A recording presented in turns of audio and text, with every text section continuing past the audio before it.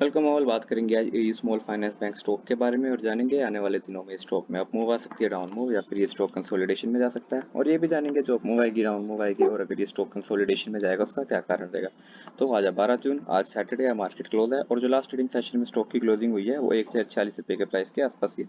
और अगर हम ई स्मॉल फाइनेंस बैंक का अगर चार्ट देखते हैं तो हमें पता चलता है कि जो स्टॉक है इसने एक हेड एंड शोल्डर पैटर्न बनाया, प्रॉपर नहीं है बट हम इसे मान के चल सकते हैं कि हेड एंड शोल्डर पैटर्न है। यहाँ पे इसका लेफ्ट शोल्डर, यहाँ पे इसका स्टॉक का हेड, और यहाँ पे स्टॉक का राइट शोल्डर।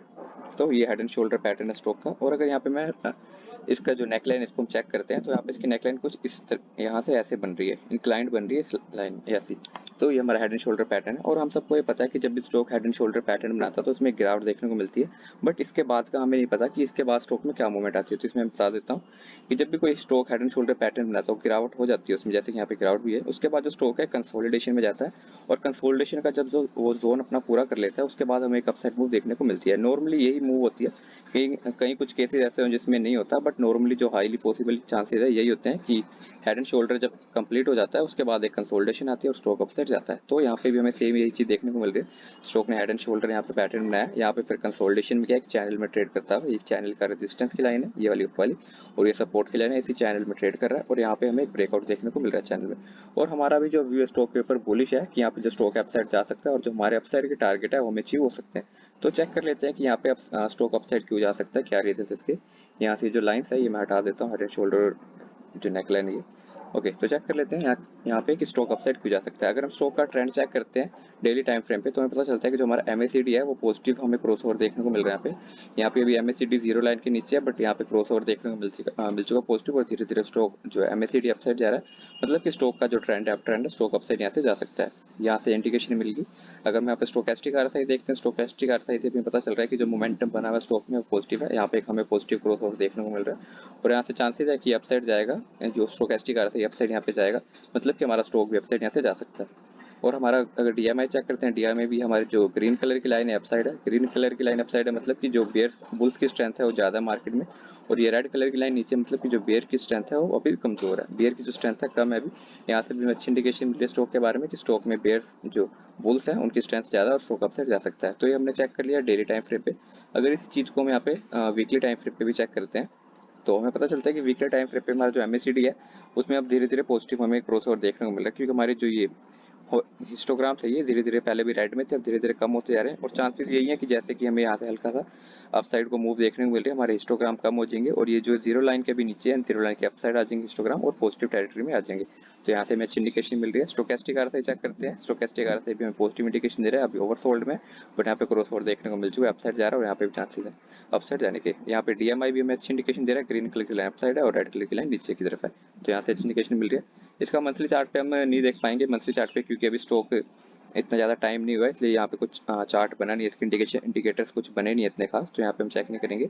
अब हम और चीज़ें चेक कर लेते हैं स्टॉक के बारे में। अगर हम यहाँ पे शेयर होल्डिंग पैटर्न है एयू स्मॉल फाइनेंस का चेक करते हैं तो ये हमारा एयू स्मॉल फाइनेंस बैंक।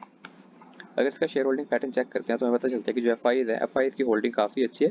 पहले इनकी होल्डिंग 32.78 तक की थी, अब इन्होंने हल्की सी कम कर दी है 32.05 की, बट इनकी होल्डिंग इतनी ज़्यादा है कि अगर इन्होंने थोड़ी कम करी है तो इस पॉइंट को हम नेगलेक्ट कर सकते हैं। और अगर 32% की होल्डिंग है एफआईज की, मतलब कि ये है कि जो एफआईज है उनका विश्वास काफ़ी ज़्यादा स्टॉक के ऊपर, उनको पूरा काफ़ी भरोसा है जो स्टॉक अपसाइड जा सकता है। तो ये हमें अच्छी इंडिकेशन मिल रही है स्टॉक के बारे में। अगर डीआईएस की होल्डिंग चेक करते हैं तो पहले इनकी 18.92 तक की थी, अभी इन्होंने 20.54 की कर दी है। इनकी भी होल्डिंग काफ़ी अच्छी है, 20% तक की होल्डिंग है और इन्हें अपनी होल्डिंग बढ़ाई भी है। तो यहाँ से हमें अच्छी इंडिकेशन मिल रही है। एफआईएस का डाटा हमें अच्छी इंडिकेशन दे रहा है। और अगर हम और चीज़ें चेक करते हैं स्टॉक के बारे में तो यहाँ पे हम डिलीवरेबल जो क्वांटिटी है वो चेक कर लेते हैं। तो ये हमारा एयू स्मॉल फाइनेंस बैंक, यहाँ पे अगर डिलीवरी में जो क्वांटिटी है देखते हैं तो ये 24% की डिलीवरेबल क्वांटिटी है। ये भी अच्छी इंडिकेशन दे रही है हमें, इससे पता चलता है कि लोगों का विश्वास बना हुआ है, लोगों की जो स्टॉक अपसाइड जा सकते हैं इसलिए लोगों ने इसको बाय करके रखा हुआ है। और 24% की हमें डिलीवरी क्वांटिटी देखने को मिल रही है। तो यहाँ से अच्छी इंडिकेशन मिली। अगर हम यहाँ मार्केट ऐप देखते हैं तो बाइंग साइड में ऑर्डर लगे हुए ऑलमोस्ट 2000 तक के। इससे हमें पता चल रहा है कि जो स्टॉक है स्टॉक में बाइंग का सिनेरियो बना हुआ है, लोग इसको बाय कर रहे हैं। तो यहाँ से भी अच्छी इंडिकेशन मिल रही है। तो ये हमें काफ़ी सारी अच्छी इंडिकेशन मिल रही है स्टॉक के बारे में कि जो स्टॉक अपसाइड जा सकता है। तो अब ये चेक कर लेते हैं जैसे स्टॉक यहाँ से अपसाइड जाएगा तो यहाँ पे हमारे टारगेट क्या हो सकते हैं, यहाँ पे मूवमेंट जो है स्टॉक की कैसी हो सकती है, यहाँ से कैसे जाएगा। तो इसके लिए हम ऑप्शन चेन चेक कर लेते हैं स्टॉक का। ये हमारा एयू स्मॉल फाइनेंस, ये आ गया हमारा ऑप्शन चेन ये। तो अगर हम यहाँ पे देखते हैं तो यहाँ पे जो सबसे ज़्यादा ओपन इंटरेस्ट है अभी वो है 1100 के प्राइस पे ये वाला, ये 1100 का प्राइस है। यहाँ पे अगर कॉल साइड में ओपन इंटरेस्ट देखते हैं तो 575 चेक है, 575 तक ओपन इंटरेस्ट है, वो एक काफ़ी ज़्यादा ओपन इंटरेस्ट है। इससे ये हमें पता चलता है कि जो 1100 का प्राइस होगा स्टॉक के लिए वो एक रेजिस्टेंस की तरह वर्क करेगा। और अगर हम चार्ट पे भी देखते हैं, चार्ट पे मैंने यहाँ पे लाइन लगा रखी है 1100 के प्राइस पे, जो हमारा पहला टारगेट भी है। और यहाँ पे जो स्टॉक में मूवमेंट हो सकती है वो मैं बता देता हूँ कैसी होगी। जैसे कि स्टॉक अभी चैनल में ट्रेड कर रहा है, और जब भी कोई चैनल में या किसी भी ट्रायंगल में किसी में ब्रेकआउट देखने को मिलता है, नॉर्मली होता है जैसे स्टॉक अपसाइड गया, ब्रेकआउट गया, ब्रेकआउट के बाद रेजिस्टेंस फेस करता है कहीं किसी पॉइंट पे अपसाइड में जाके, उसके बाद दोबारा नीचे आता है और जो रेजिस्टेंस की लाइन होती है उस पर सपोर्ट लेता है, फिर अपसाइड मूव में देखने को मिलती है। तो यहाँ पे हमें क्लियर देखने को मिल रहा है जैसे कि स्टॉक में यहाँ ब्रेकआउट आ ही रहा है, यहाँ पे स्टॉक अपसाइड जा रहा है, स्टॉक में अपसाइड जाने के बाद यहाँ पे जो 1100 का प्राइस है, 1100 के प्राइस पे आके रेजिस्टेंस फेस कर सकता है एक बार के लिए, और यहाँ पे रेजिस्टेंस फेस करके डाउन साइड आ सकता है। और जो हमारी रेजिस्टेंस की लाइन थी अभी के लिए वो सपोर्ट की तरह वर्क करेगी, और ये प्राइस होगा हमारा 1050 तक का।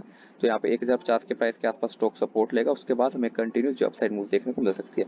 और ये 1050 का जो प्राइस है वो एक हमारे लिए स्ट्रॉन्ग सपोर्ट भी होगा। क्यों? क्योंकि अगर हम यहाँ पे देखते हैं तो इसी प्राइस के आसपास जो स्टॉक है पहले सपोर्ट ले चुका है, जैसे यहाँ पे सपोर्ट लिया, यहाँ पे भी सपोर्ट लिया, यहाँ पे और यहाँ पे भी स्टॉक ने सपोर्ट लिया इसी प्राइस के आसपास।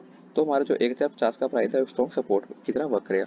तो यहाँ पे हमने मूवमेंट चेक कर ली स्टॉक की कैसी दिखती है, यहाँ से स्टॉक अपसाइड जाएगा, रेजिस्टेंस फेस करेगा, उसके बाद सपोर्ट लेके अपसाइड कंटिन्यू मूव देगा। तो ये हमने पता चल गया कि यहाँ पे मूवमेंट है। अब हम चेक कर लेते हैं कि यहाँ पे स्टॉक में जो टारगेट हो सकते हैं हमारे अपसाइड के क्या हो सकते हैं। अगर स्टॉक में कोई गिरावट आती है, कुछ बैड न्यूज आती है, तो हमारे जो नीचे के सपोर्ट है वो कहाँ तक हो सकते हैं। तो यहाँ पे जो अगर पहले चेक कर लेते हैं सपोर्ट क्या हो सकता है स्टॉक के लिए। स्टॉक के लिए जो सबसे पहला सपोर्ट बन रहा है वो बन रहा है 990 रुपये तक का। ये हम 1000 तक का मान के चल सकते हैं और 990 भी मान के चल सकते हैं। चेक कर लेते हैं कि जो 1000 का जो प्राइस है वो कैसे वर्क कर रहा है। यहाँ पे हम वीकली चार्ट पे आते हैं। तो ये जो लाइन है ये 1000 के प्राइस के आसपास की लाइन है, 990 तक की। अगर हम देखते हैं यहाँ पे ध्यान से, तो स्टॉक में जब यहाँ पहले भी गिरावट आई थी, यहाँ पे सपोर्ट लिया, यहाँ पे भी इसने सपोर्ट लिया, और यहाँ पे जो स्टॉक अपसाइड जाता है यहाँ पे रेजिस्टेंस फेस किया, यहाँ पे भी रेजिस्टेंस फेस किया, यहाँ पे सपोर्ट लिया। तो इसी वजह से जो हमारा ये प्राइस है 1000 तक के आसपास का है, जो हमारा पहला सपोर्ट बन रहा है। और 1000 जो नंबर भी है होल नंबर होता है, तो इस वजह से भी हमारा जो स्टॉक है यहाँ पे आके सपोर्ट ले सकता है इन केस अगर यहाँ पे कोई गिरावट आती है। अगर इस प्राइस को अगर ब्रेक कर देता है स्टॉक, तो उसके बाद हमारा जो नेक्स्ट सपोर्ट बनता है स्टॉक के लिए, जो स्ट्रॉन्ग सपोर्ट होगा 920 तक का होगा। क्योंकि जब स्टॉक में यहाँ से गिरावट आई है, काफी अपने ऑल टाइम हाई से गिरावट आई है, तो यहीं पे स्टॉक ने सपोर्ट लिया और यहाँ से अपसाइड मूवमेंट हमें देखने को मिल रही है। तो हमारा जो मेन सपोर्ट होगा दूसरा, अगर यहाँ पे 1000 का सपोर्ट टूट जाता है तो वो हो सकता है हमारा 920 रुपये तक का। तो ये हमने सपोर्ट की बात करी नीचे की। अब हम यहाँ से अपसाइड के टारगेट की बात कर लेते हैं। पहला टारगेट हमारा जैसे हमने डिस्कस किया 1100 तक का होगा, क्योंकि यहाँ पे काफी ज्यादा ओपन इंटरेस्ट देखने को मिला है हमें ऑप्शन चेन पे। तो हमारा पहला टारगेट 1100 तक का। दूसरा टारगेट होगा हमारा 1177 तक का। ये रहा 1177 का, इसलिए क्योंकि स्टॉक यहाँ पे पहले रेजिस्टेंस फेस कर चुका है, यहाँ पे रेजिस्टेंस फेस किया है, यहाँ पे स्टॉक ने सपोर्ट लिया जब गिरावट आई, और यहाँ पे जब अपसाइड की कोशिश की यहाँ पे दोबारा रेजिस्टेंस फेस किया। तो दूसरा टारगेट हमारा 1177 तक का है। और तीसरा जो टारगेट होगा हमारा वो होगा 1270 तक का। ये 1270 का इसलिए क्योंकि स्टॉक ने यहाँ पे काफी टाइम में काफी बार यहाँ पे रेजिस्टेंस फेस किया, जैसे यहाँ पे रेजिस्टेंस फेस किया, यहाँ पे भी रेजिस्टेंस फेस किया, और यहाँ पे भी। तो जो हमारा तीसरा जो टारगेट है हमारा 1277 तक का है। तो ये हमने टारगेट हमने चेक कर लिया कैसे, और सपोर्ट भी चेक कर लिया। अब हम एक और चीज़ चेक कर लेते हैं यहाँ पे, कि अगर हम यहाँ पे फिबोनाची रिट्रेसमेंट लगा के चेक करते हैं तो हमारा पता चल जाएगा कि ये हमारा अप ट्रेंड सक्सेसफुल हो पाएगा या नहीं। यहाँ पे हम यहाँ से फिबोनाची इस रेंज में चेक करेंगे, क्योंकि यहाँ पे कंसोलिडेशन के बाद यही सबसे लोएस्ट पॉइंट है। यहाँ पे हमने फिबोनाची रिट्रेसमेंट लगाया, ये हमारा अपसाइड तक लगा। तो इसके अकॉर्डिंग भी हमें जो पता चल रहा है कि जो स्टॉक है जैसे कि अपसाइड गया यहाँ से, उसके बाद इस प्राइस पे जो इसने ऑल टाइम हाई बनाया, यहाँ पे रेजिस्टेंस फेस किया, डाउनसाइड है, और डाउनसाइड के बाद जो फिबोनाची रिट्रेसमेंट की 0.618 की जो रेशियो है, यहाँ पे आगे सपोर्ट लेके अपसाइड जा रहा है। और ये जो रेशियो ये काफ़ी इंपॉर्टेंट रेशियो होती है किसी भी फिबोनाची रिट्रेसमेंट किसी भी स्टॉक के लिए, क्योंकि अगर स्टॉक यहाँ पे आके सपोर्ट लेके अपसाइड जा रहा है तो हम इसे मान सकते हैं कि स्टॉक अपसाइड जा सकता है। बट इन केस अगर यहाँ से स्टॉक नीचे जाता है, इस जो सपोर्ट को यहाँ पे सपोर्ट ना लेके इसको ब्रेक करके नीचे जाता है, तो एक डाउन ट्रेंड शुरू हो जाता है। बट यहाँ पे स्टॉक ने इस प्राइस पे सपोर्ट लिया, तो यहाँ पे अपसाइड जा रहा है। तो इससे हमें इंडिकेशन मिल रही है कि यहाँ पे काफ़ी एक गिरावट भी हो चुकी है, हेल्दी गिरावट हो चुकी है काफ़ी ज़्यादा, और यहाँ से स्टॉक अपसाइड जा सकता है और हमारे अपसाइड के टारगेट ही हो सकते हैं।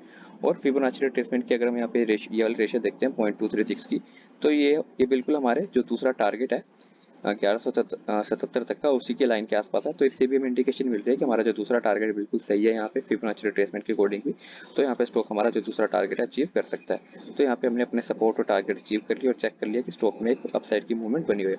और लास्ट में हम आपसे यही कहेंगे कि आप खुद से भी स्टॉक के ऊपर एनालिसिस करें और जो आपको सही लगता है उसके अकॉर्डिंग बाइंग और सेलिंग करें। हमने सिर्फ हमारे व्यूज शेयर किए आपके साथ, फाइनल बाइंग और सेलिंग का डिसीजन आपका अपना होगा। और अगर आपको ये वीडियो पसंद अच्छी लगी हो, अगर आपको इस वीडियो से कुछ इन्फॉर्मेशन मिली हो, कुछ नॉलेजेबल आपको लगी हो वीडियो, तो इस वीडियो को लाइक शेयर एंड कमेंट जरूर करें और चैनल को सब्सक्राइब करना ना भूलें। मैंने नए स्टॉक के ऊपर नई वीडियो लाता रहूँगा। और अगर आप किसी और स्टॉक के ऊपर वीडियो चाहते हैं तो उस स्टॉक का नाम कमेंट बॉक्स में कमेंट जरूर करें, मैं उसके ऊपर भी एक वीडियो ले आऊँगा। Thank you.